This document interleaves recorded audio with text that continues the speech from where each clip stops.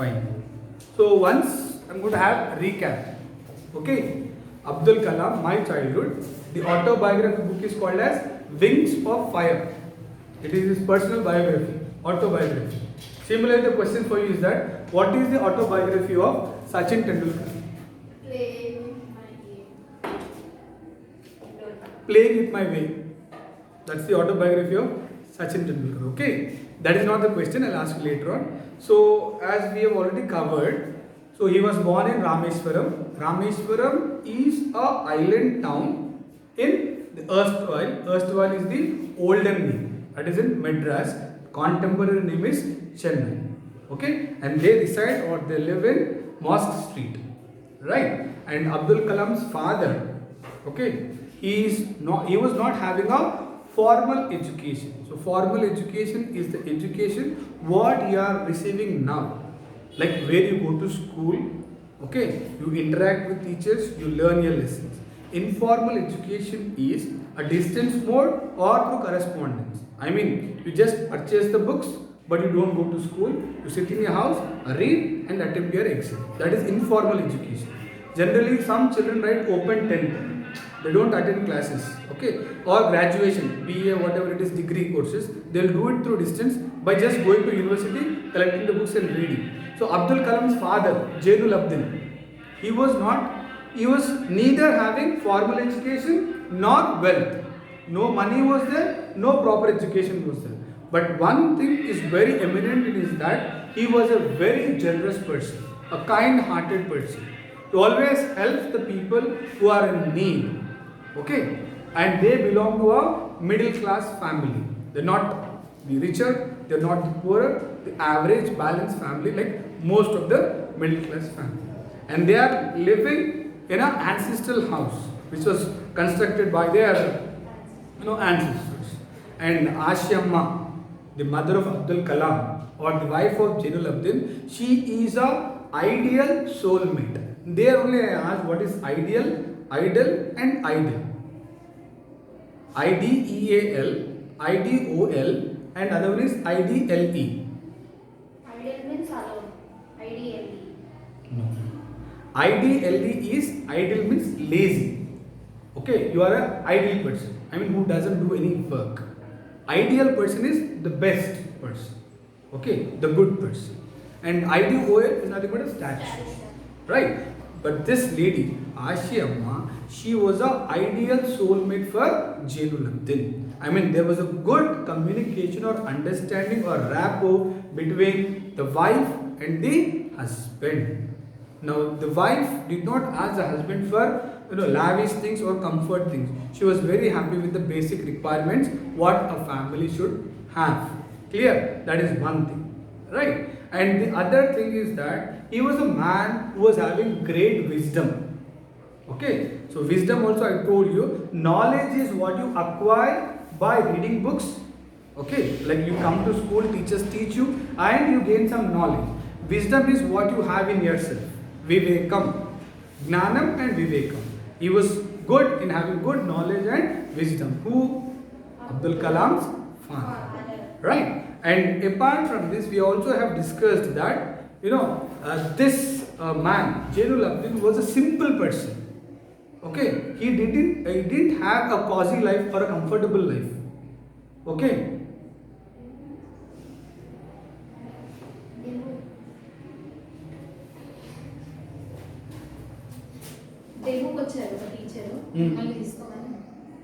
After class.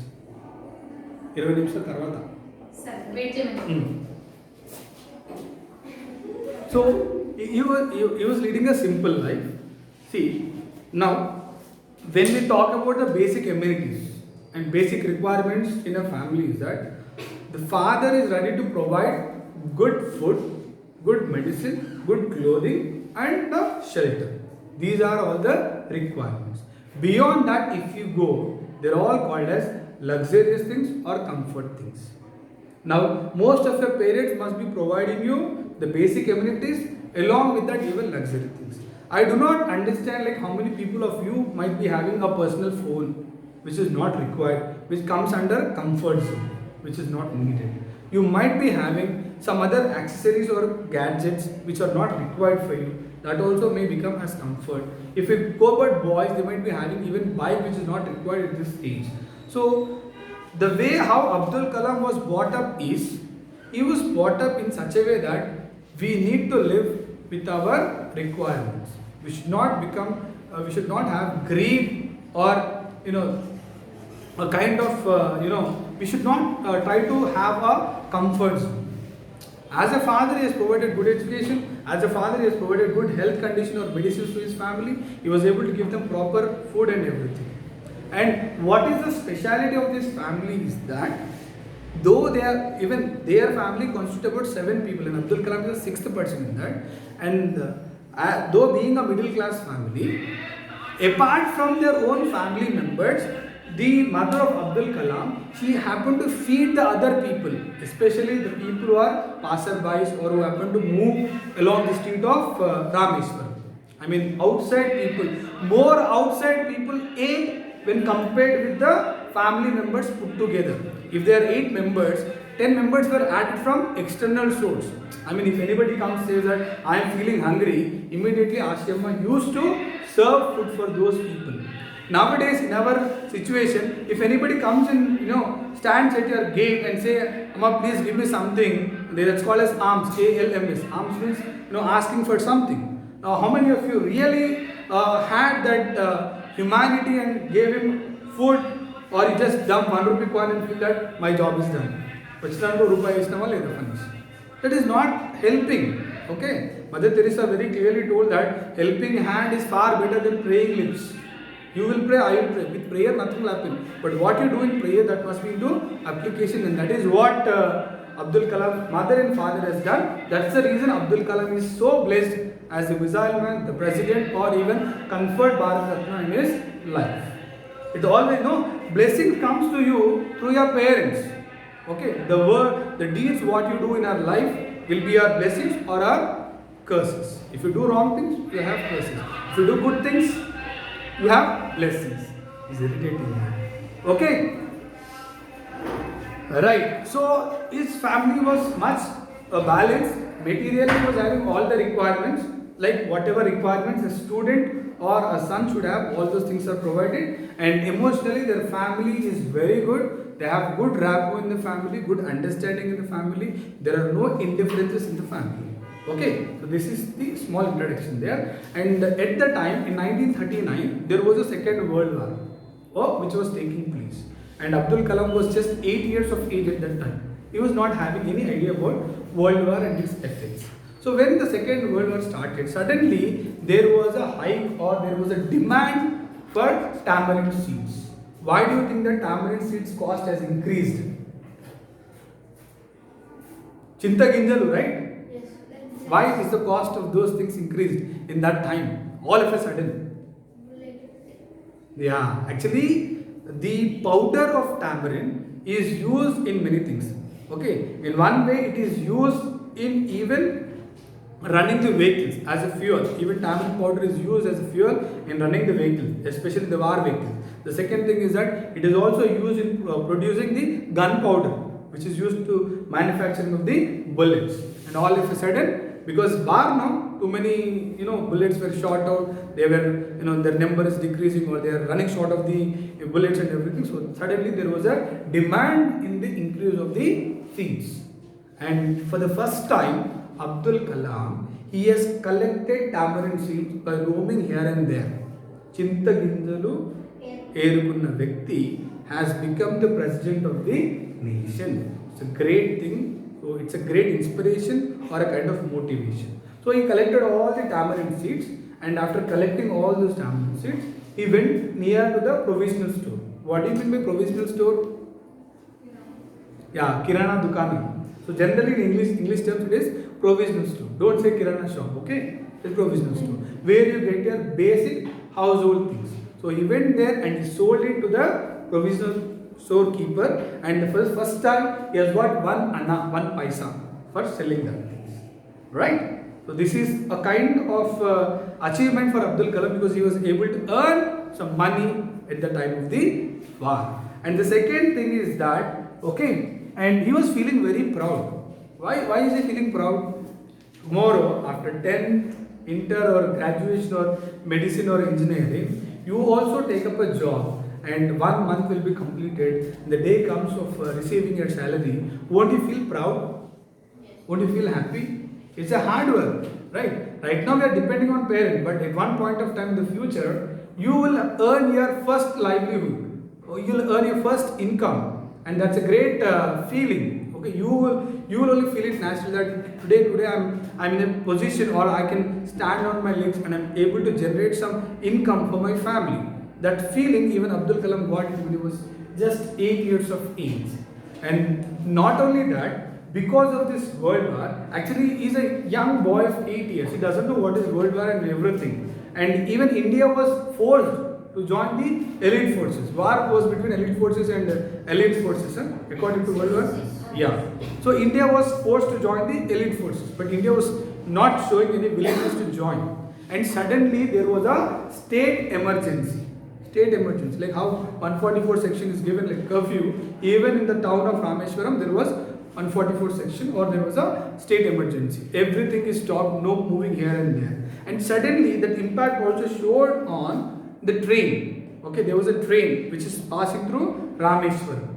Okay, and in the train they used to carry newspapers to be circulated to the nearby villages. It comes from other parts of Tamil Nadu, and every station they used to distribute the newspapers.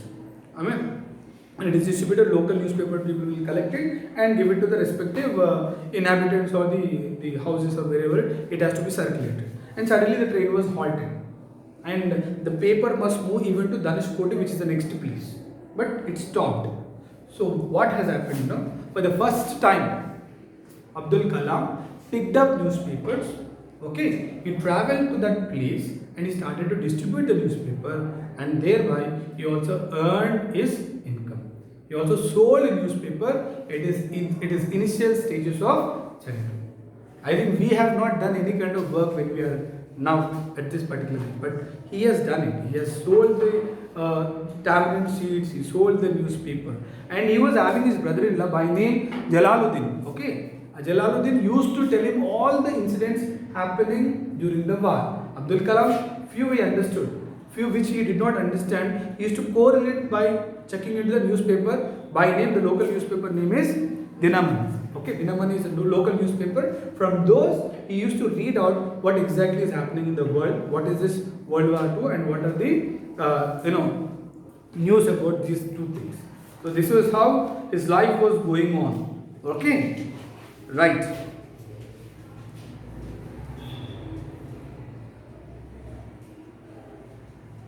So actually, he was having his cousin by name Shamsuddin. Okay, he has taken his cousin brother Shamsuddin's help. He took the newspaper and he distributed to the nearby people, and he has earned his first wages. Wages is nothing but salary. The first salary of Abdul Kalam was by selling newspaper. Okay, and Shamsuddin, okay, who was his cousin, helped him, gave him that job of selling the newspaper. Half a century later, 50 years later, I can still feel the surge of pride in earning my own money for the first time. When he goes back, when he gets back to his childhood memories, he will just think about that 80 years selling the newspaper, going to each and every house, delivering the newspaper and earning the first salary, the first income. It is always a cherishing moment, it is always a happy moment for him. He feels very happy when he recaps that particular incident. Okay. Now, every child is born with some inherited characteristics. Inherited means which comes through birth, innate. Like for example, you acquire some characters or some kind of behavior from your parents, either through transfer of genes or whatever DNA you people have. Similarly, Abdul Kalam also inherited. Inherited means, he has taken it from his parents into a specific social, economic and emotional environment and trained in certain ways by figures of authority. I inherited honesty and self-discipline. Now you also inherit immunity. Now when you are born, you are having some resistance power over some diseases. That natural immunity, call it as natural immunity. If you take medicine, it is called as acquired immunity. For example, you are taking Covaxin or Covishield or you take polio vaccine, it is acquired. But something which is there by birth, that is called as inherited, or something which you have got it by birth or innate. Like that, because parents are very soft people, parents are very modest people or humble people, similarly the same traits or same characters. I think in biology also you have inheritance, no? 6th chapter or 7th chapter. Genetics is there. Okay, like that, Abdul Kalam has inherited good character from their parents. How parents are, we are the replica of the parents, right? How your parents are, you look like them in their attire, physical appearance, or even when you talk about behavior. So what Abdul Kalam has inherited from the family is that honesty and self-discipline from father. Two good characters or good attributes he has got from his father is honesty and self-discipline. What do you mean by self-discipline? Discipline is not taught in the school. Okay, sometimes we have self-discipline. Self-discipline is managing yourself. Today I want to get up at 4 o'clock means you need to get up. Somebody will not wake you up from sleep. It's 4, come on, get up. Okay, this time I need to do this work. Okay, this is my study time, this is my play time, this is my time to help my mother, this is the time where I can, read some books. So all your daily regular routine and plan comes under self-discipline. If that is not there, there will be fluctuation in your day-to-day timetable. You are supposed to come to school at 8 o'clock, but you didn't wake up and came at 9 o'clock. That will disturb the entire day. So if you can balance this effectively, that will be called as self-discipline. Because Abdul Kalam's father, Zainul Abidin, had a very regimented, strict kind of discipline in his life, which is always very good. And that self-discipline, and at the same time, what is the other thing? Honesty. Always being very truthful, nijayati, whatever it is. This he has taken it from his father. And from my mother, I inherited faith in goodness. Always believe in good. Okay, always be faithful. Always believe in yourself. And deep kindness. Showing kindness and showing generosity to the other people. Always we need to treat the other human as a fellow being with a lot of love and affection. So this generous character he has imbibed from his mother, and honesty, at the same time self-discipline, he has learned it from his father. Right?